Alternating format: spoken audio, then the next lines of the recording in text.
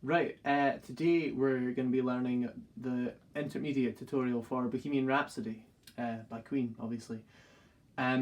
So this song, there's a lot of kind of debate on whether you should or shouldn't do kind of the whole crosshand thing. I do that because I absolutely love Freddie Mercury and that's the way he did it when he performed, but you don't have to. If anything, it might even be simpler not to, but we'll get to that when we come to it, which is quite early in the song. So, start the song.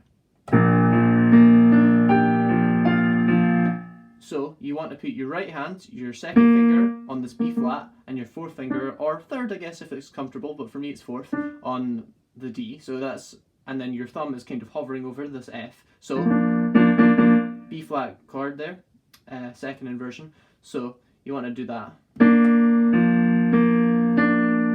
Get it? Press these two, F, B flat, D, and while you press it, like right at the start, you want to have, and you're going to need big hands for this, if not I guess just do one note, but if you can manage it, do an octave B flat in the left hand, so. And while you do this, you want to be reaching over here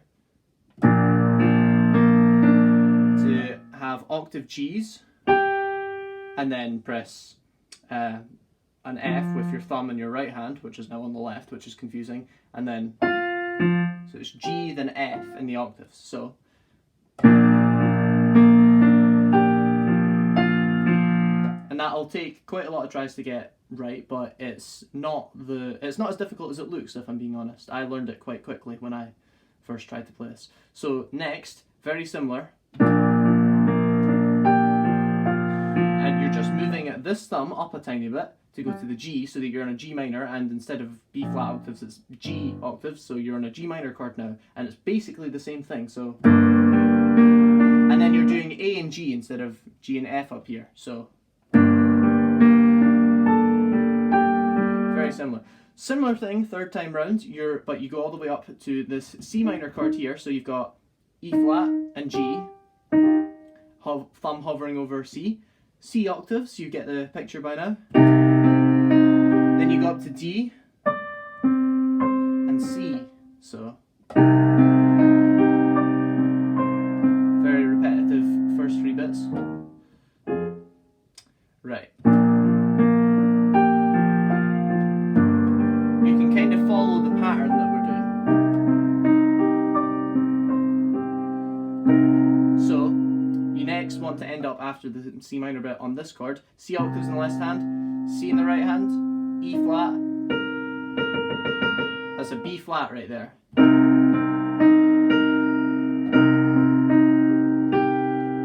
But you want to have your fourth finger hovering over this G, then octaves Fs and F major in the right hand. So then you repeat what you've just done right up until, well, for the first three of those four bits.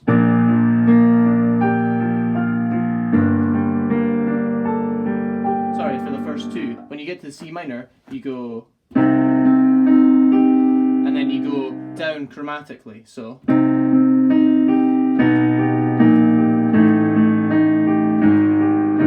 That's leading you into the chorus. So the E flat and the G stay the same, and you have your thumb as well as octaves in the left hand going chromatically down.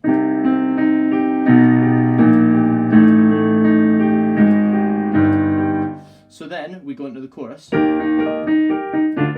etc. So E flat octaves, the whole left hand is more or less just octaves. E flat chord right here, inversion of B flat major chord, C minor, repeating that one bit, going all the way up here. Then you're at sort of the highest left hand point in the whole song, I think. So you're doing the chromatic thing again. Then we go to the B flat, same position you actually started the song in. Then the pinky goes up to here, pinky goes up to here, pinky goes up to here. So then you're back to this position again. With the E flat chord, B flat, C minor chord, and then you're in this weird diminished looking chord here, G sharp or A flat if you're cool. And then you go back, you resolve back up to the E flat. And then you do this quite iconic part, nothing in the left hand. So G sharp and E and C, up to the E flat, G and B flat, F sharp and A, F and G sharp. And you can sort of either just leave it at that, because then you repeat that and you go into the second time and then you do the chorus twice because of the guitar solo, and then it eventually goes down to land on the A chord for the iconic operatic section. Or you can, if you're just playing that part, you can just play through the chorus.